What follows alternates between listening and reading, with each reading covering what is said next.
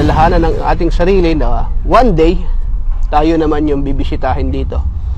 Para hindi tayo masyadong naka-attach sa dunya na akala natin hindi na tayo aalis sa mundo. Pero ang totoo, darating ang araw na tayo naman ang ilalagay dito. Bro, pwede ba magpa-reserve dito? Seryosong tanong. Seryosong tanong? Oo. Nasa sa'yo yun. Bayaran mo lang. Nasa magkano yun? Kung magkano yung babayad mo dyan, Pero wala tayong nalalabag sa mga patakaran? pag ako tatanungin mo, basta tayo lang dalawa, walang problema. Inshallah. Eh paano kung wala na ako? Yun na nga. Nauna ako.